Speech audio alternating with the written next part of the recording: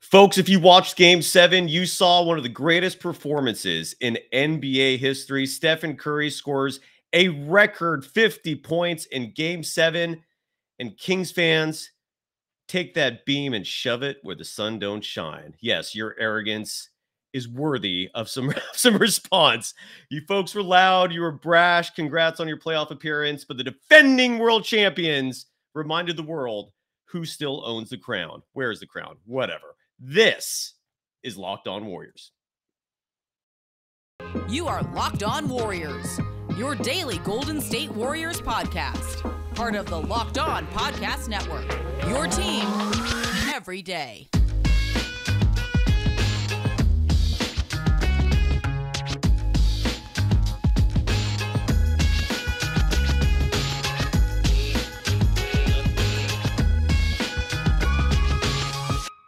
Thank you for making Locked On Warriors your first listen every day. We're free and available wherever you get podcasts and on YouTube, part of the Locked On Podcast Network, your team every day. Hall of Famer Rick Barry is going to join me in a little bit. I decided to go ahead and start the show.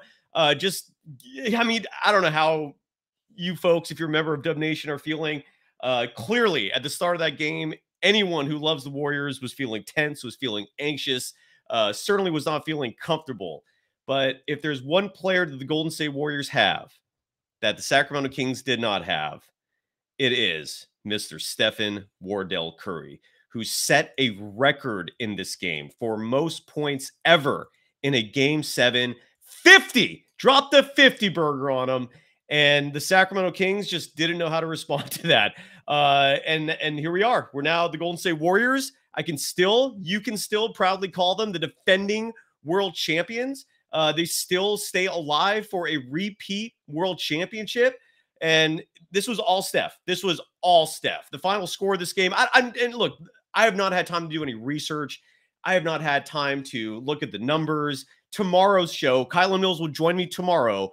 We'll break down the nuance of it while previewing Tuesday's Game 1 between the Warriors and Lakers.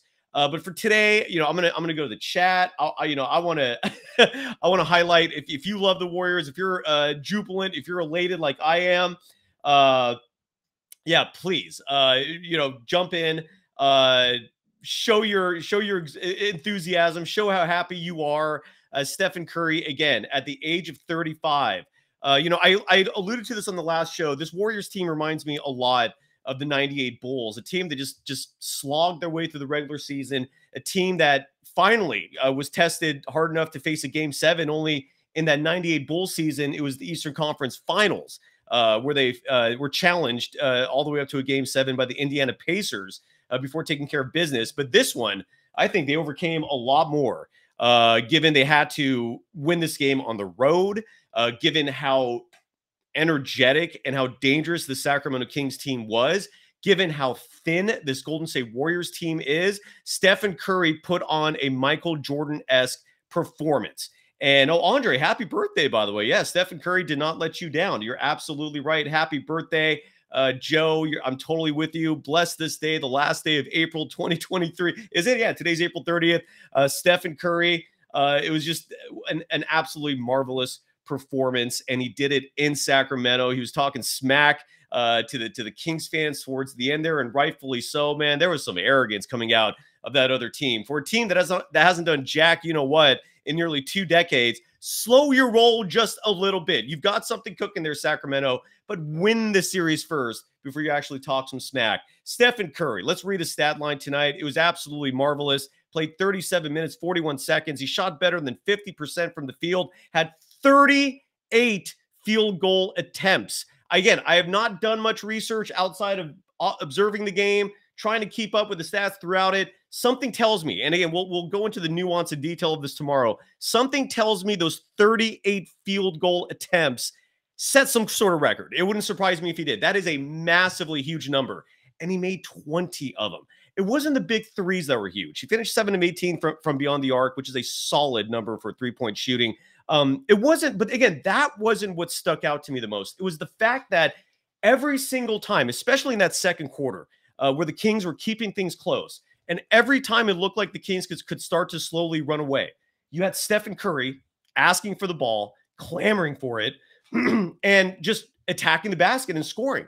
The Kings had no answer for Stephen Wardell Curry whenever he wanted to make buckets. They had no answer. In Game 6, the Kings made what I thought was a brilliant adjustment. Maybe brilliant's a strong word, but it was effective by bringing in Terrence Davis, a player we haven't seen all series, a player who is bigger than Davion Mitchell. And even early in this game, Davis, he finished the game 4 for 10 from beyond the arc. It wouldn't surprise me if he started the game 4 for 4. I don't know that stat. But Terrence Davis tonight was rendered ineffective when it comes to defense. Davion Mitchell rendered ineffective when it comes to defense. De'Aaron Fox rendered ineffective when it comes to defense. De'Aaron Fox, by the way, I have to read his stats. He finished with only 16 points. This is someone who won the Clutch Player of the Year award. This is someone, I forgot who it was who called him a red ass, but yeah, he's got a temper. Him and Draymond definitely are very competitive individuals.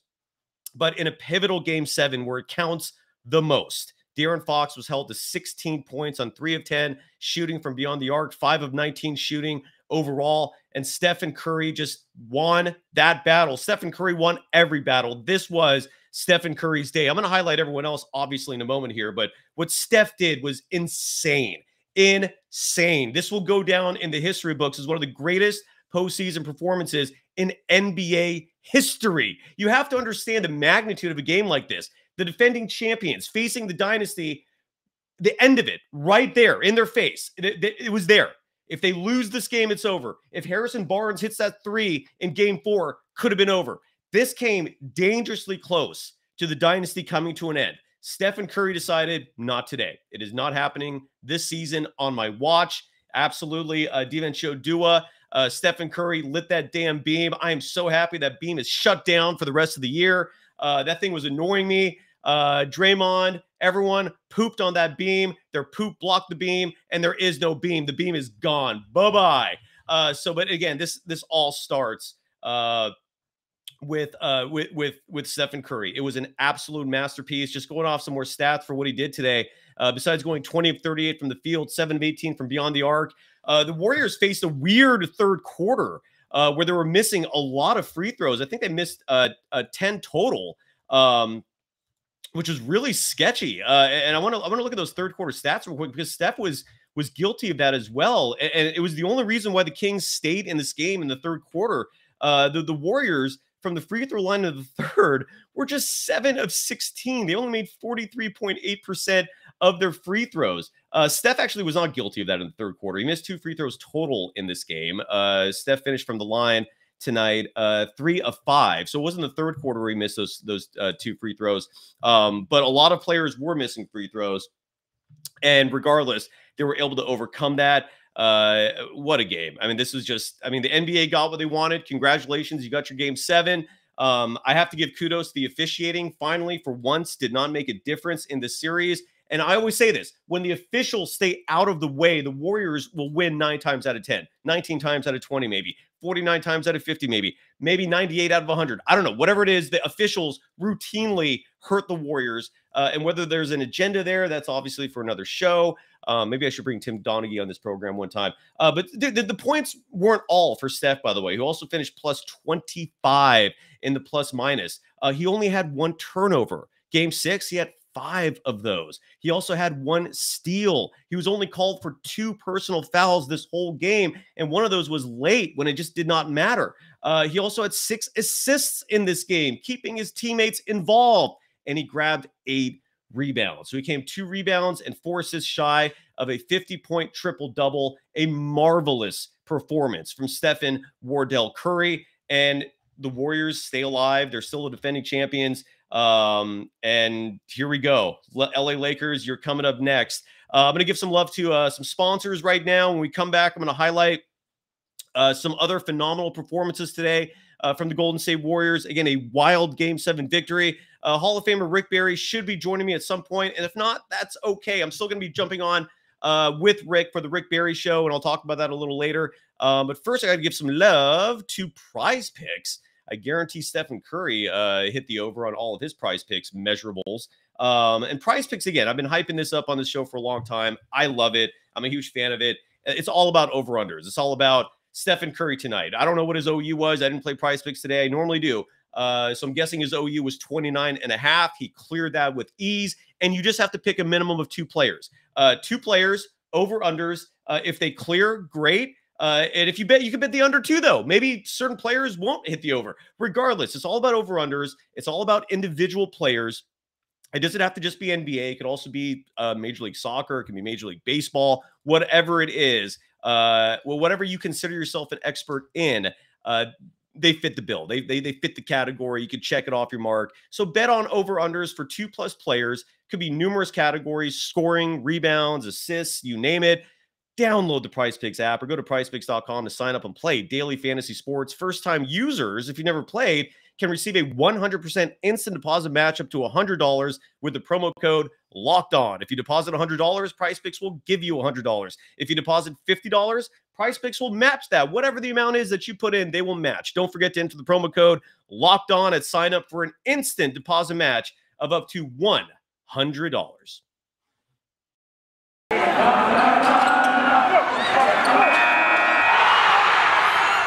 You are Locked On Warriors, your daily Golden State Warriors podcast. Part of the Locked On Podcast Network, your team every day. Thank you for making Locked On Warriors your first listen every day. Every dayers tomorrow on the show. Again, Kylan Mills will join me. It's going to be later in the day. We'll tweet it out on the show's Twitter account at Locked On Dubs.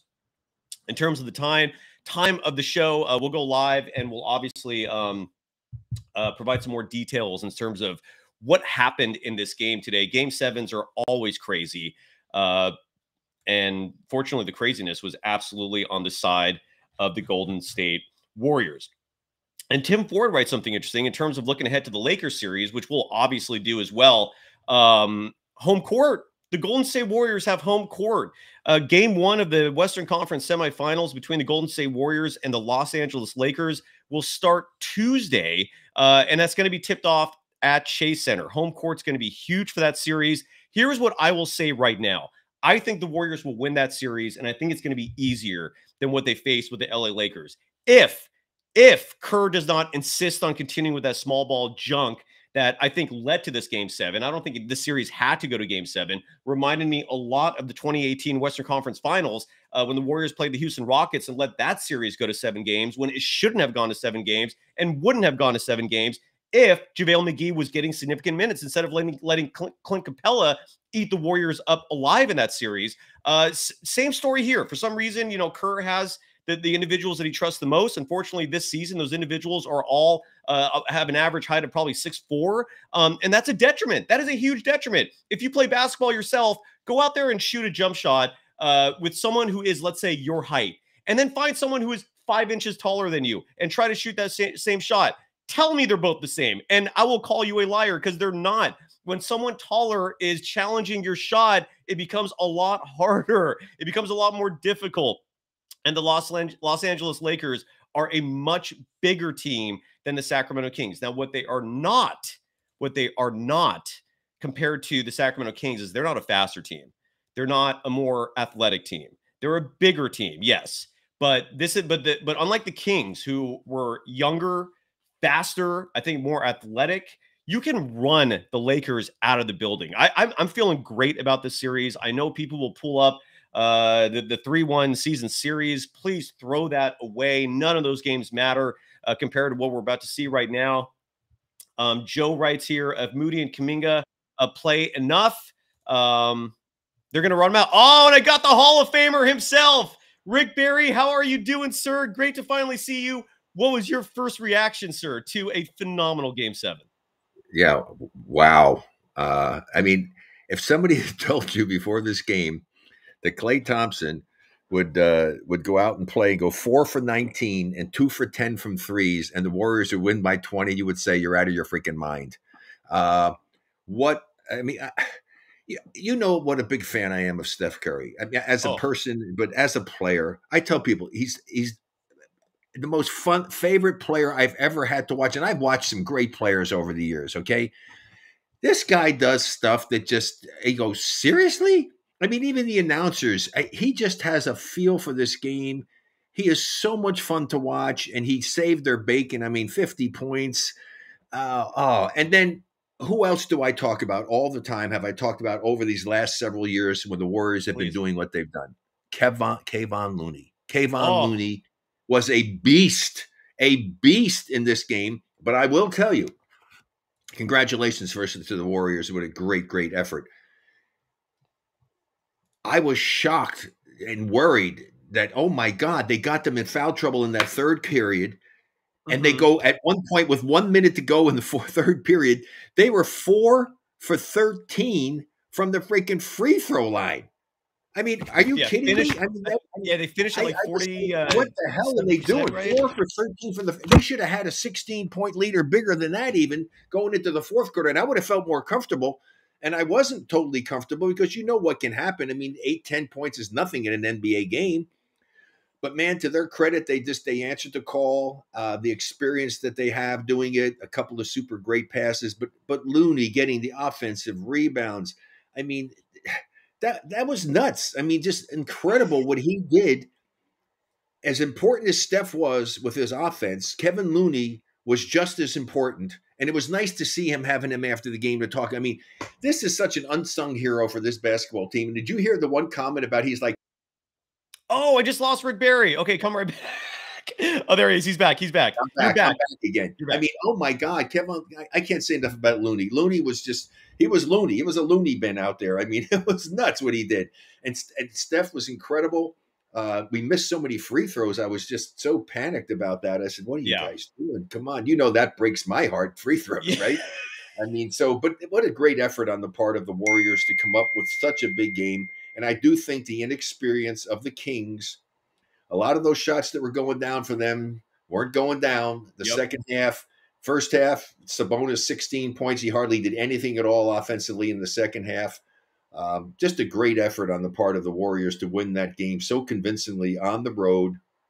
Their championship pedigree came through. And with an unusual lineup situation doing it. I was, again, shocked that Kuminga only got in the last 2 minutes of the game. I mean, and then he was even going to Moody, who hardly played a lot. And I mean, whatever Steve did, it worked. So you can't really fault them for saying, hey, why didn't he play him? Hey, they won by 20 freaking points in the game 7 against the number 2 seed in the Western Conference. And did it on the road and won 2 games on the road to move on to the next series. So it's going to be so much fun to see what happens in this next series. But I just congratulations to them. Just congratulations to the Warriors for a fantastic effort. It's nice to see them continuing on, and it'll be fun to watch this next series. And we'll obviously get to talk more about it. But wow, Steph Curry just. I mean, my wife who knows basketball, I said, honey, you got to come watch this. Come and see this. And I replay it. She says, what? She said, at the end, she said, he's just toying with him right now when they had the big lead. I mean, and the way he can maneuver and get himself to the basket and finish with his left hand and reverses and the proper spin on the ball and the floaters he throws up there. The guy is just a special, special player. There's never been anyone who plays his position the way he plays it and what he can do offensively. No one. Absolutely no one. Absolutely. If you're watching this on YouTube and if you're watching the live version, you have to be. You see that what's scrolling underneath us. It says download the Mic'd Up app. That's where the Rick Barry Show broadcasts live. You have time to do it now. And we also publish audio messages. So you can literally record your voice in there, whether it's a comment, whether it's a question, we'll play it on the show. And we're going to start that in moments right after we're done with this. But Rick, I just want to add on to what you said about that third quarter.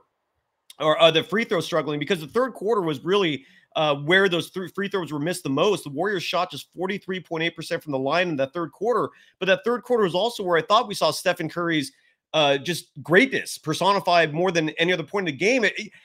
Rick, what difference have you seen? Look, there's very few individuals in the game of basketball who are at Stephen Curry's level, right? Very few. You are in a fraternity that is among the most exclusive on the planet, in line with presidents. And you're in there, though. You are part of that club. What have you seen from Stephen Curry in terms of his growth as an individual? Let's say 2015. Oh, and he left. Okay, we'll get him right back. There we go. He's right back. Okay, got you back. Steph Curry has what I think all great players or people who are great at what they do have is extreme confidence in himself, and he loves what he's doing. He absolutely loves this game. He understands this game, and he believes in himself. I just never seen anybody. And you give this guy the slightest bit of just a little bit of an edge to get a shot off, and he can get it off with you right in his face. Doesn't phase him. If he misses, it doesn't phase him. I just love to watch him play. It's a joy to watch him play. And they still let him beat the hell out of him off the ball. I mean, it's just crazy how much they beat him up and hold on to him and do stuff. But very interesting to see the Warriors' performance there. I thought it was going to be a game that was going to go down to the wire. But Sacramento got themselves in big trouble, getting in foul trouble. And that game would have been over midway through the third period had the Warriors made their free throws. As I say, with a minute to go, they were 4 for 13. They were in the penalty with 7 minutes and 15 seconds to go in the quarter. They're already in the penalty. Yeah. And then they kept making silly fouls and putting them at the line. I mean, they were so lucky that the Warriors missed 9 free throws. I mean, just think about that. That may be 6 more at least. So that's another 6 points. Tap that on. They go into the fourth quarter with a 16-point lead. I think there's no way they're going to lose that, okay? But crazier things have happened. But I was still concerned with the 10-point lead. Yeah, absolutely. Then the importance of the game really came to take its toll, I think, because so many of the things that were working well for Sacramento didn't work for them. Right. And they started to force some things, and the shots weren't dropping for them. But again, give credit to the Warriors for doing an outstanding job and showing that they are the champions that they've been for so many times over the last several years. And that was the difference, I think, in the basketball game. But Looney, it was the Looney Steph Curry show. And without Looney, Steph Curry doesn't have the show that he has. That's fair. I mean, it would have been still a great show. It would have been a good show, but it was an Oscar performance show. You're absolutely right. And just an Oscar for what he did in that performance. But Kevon Looney is right up there as best supporting actor. I've read Stephen Curry's absolutely Hall of Fame type numbers, that the most points ever scored in a Game 7 in NBA history. Kevon Looney finished this game with 11 points, 21 rebounds, one short of the 22 he grabbed in the clincher last year in the Western Conference Finals. 10 offensive rebounds. I think everyone remembers that one particular sequence where he grabbed, I think, 2 or 3 in one possession, which was just backbreaking. And then Steph made those ridiculous freaking circus shots. Incredible. Floaters, getting fouled, dribbling through people. I mean, if you're a basketball, even if you're not a basketball fan, if you watched that game and you weren't impressed by what Steph Curry did in that game and the way that Kevon Looney played, then you don't understand the game of basketball. Absolutely right. Absolutely right. I want to play some sound from Steve Kerr because he talked about the quote unquote championship DNA that we hear a lot of people reference as being a vitally important variable to the Warriors winning this game. Here's Coach Kerr. Steve, a lot of people talk about championship DNA, and sometimes that talk kind of elicits rolls of the eyes and, like, oh, is there really such a thing? Did we just see that? No doubt. No doubt. Game 7, Game 7s are difficult. You saw how many free throws were missed, by both teams. These guys are all human, and everybody's nervous, and so there's a need to have experience in Game 7s, and our guys have that, our core guys. And I think what it takes is just taking the game possession by possession, which our guys did beautifully tonight. Not thinking about the outcome, just thinking about the process and repeating and repeating and repeating and breathing during the timeouts and staying locked in and staying focused. And our guys did that. But they've learned to do that through a decade of, these type of games. So the most impressive thing to me with Steph, Clay, Draymond, Loon, Andre, to do this for a decade, it's incredible. The energy that it takes to fight off challengers year after year and to have to prepare and win big games and doing it over and over again. It's a reason these guys are Hall of Famers and champions.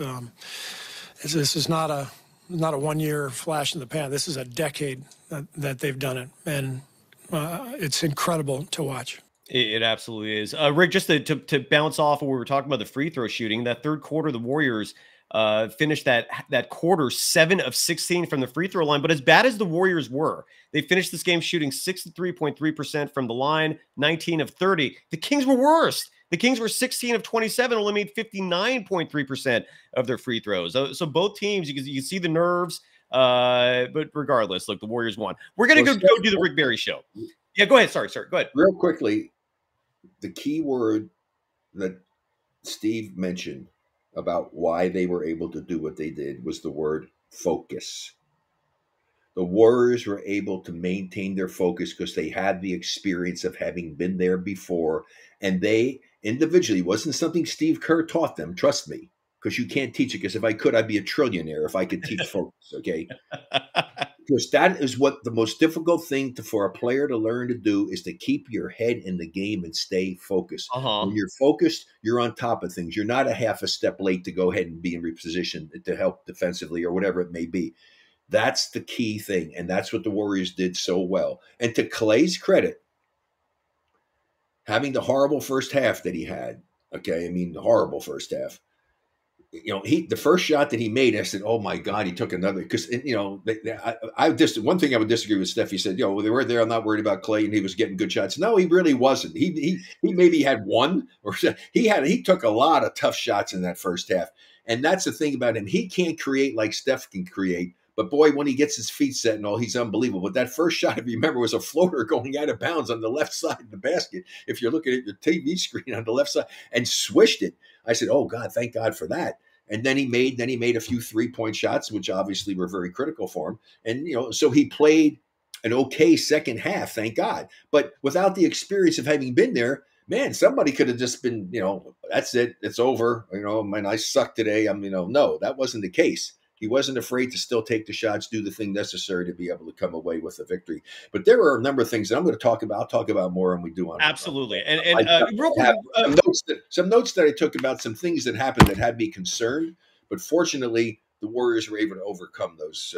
Well, I'm glad those notes will be applicable because there's a quick turnaround. Tuesday is game 1. Warriors Lakers. Talk about just an immediate just flip of the switch there in terms of continuing on to play. So the Rick Barry Show, download the Mic'd Up app. It's really easy. It's fast. You can watch us live. You can upload your voice. We will play it. We'll discuss it. We're going to preview Warriors Lakers. We're going to talk a little more about this game. Rick, you will answer a question that someone had that I hope maybe you can answer in terms of why Kevon Looney is such an effective rebounder. He, in my opinion, is the best rebounder in the NBA. I don't think that's even an argument at this point. He's got hands of steel. That's what I see. I don't know what you see, but well, here's the thing. He's not the super athletic guy that you would think of, you know, a big 6'11", 7-foot guy out there, you know, who can jump over people and outmaneuver them, you know, a Giannis type of athleticism or things of that nature. Even he's not even as athletic as Embiid. I mean, you know, for sure. But man, oh man, he just understands the game. As you say, he's the hard hat guy. I mean, he's the guy that gets the job, does the dirty work, works his butt off. And he was absolutely outstanding. I would say probably the most important game, the game that he contributed the most to a success of the most critical game of any series the Warriors have ever had. He was off the charts this afternoon. Absolutely. And thank God it was an afternoon game because at least they've got 2 full, 48 hours or more to be able to get themselves ready to play again, which is not a big deal, and they're used to doing that. So it would have been, thank goodness. I'm glad it wasn't a night game. So yeah, absolutely. And it's just the bus ride down the freeway, the 80 back home. You don't have to travel beyond that. Home court advantage is given to the Golden State Warriors. Rick and I are going to continue this party. I'm going to give one woo because that was one hell of a game. Golden State Warriors, Game 7. Steph is a thing now because that was absolutely remarkable. Follow Rick Barry on all social media platforms at Rick24Barry. Follow this program on Twitter at Locked On Dubs. Folks, the party's not over. Rick and I are going to continue this again on the Mic'd Up app. That's where you can find the Rick Barry Show, and then it'll be published later on. And then I'm going to be on Larry Krueger's show later in the day after that. So continue watching the party there. Rick, anything you want to promote before we go? Well, of course, for people, if they want, medicaleaf.com, medicaleaf.com, cannabinoid products, unbelievable. Just check it out. RB24, small RB24 is the code. The same thing you can use there if you want to go to allomd.com, allomd.com. Again, awesome products. And then gosleeves.com, GOSLEEVES, the promo code. RB24. Just read what's there, understand it. I use all of those things on a daily basis, and I'm just happy I have them in my life, and I've gotten so many people to use that who all thank me sincerely because it's helped make their life a little bit more pleasant by getting rid of some things, inflammation, whatever it may be. But check them out. There you go. And we'll continue this show and the party with the Rick Barry Show. Download the Mic'd Up app. Thanks, everyone, for joining us. What a game. What a performance from Stephen Curry, first and foremost. 50 points, the most in NBA history in a Game 7. Kevon Looney, 21 rebounds, and plenty more to discuss. And Rick and I are going to preview Lakers-Warriors. That is just around the corner. Thank you, everyone. Rick, thank you, sir. Take care. Go Warriors!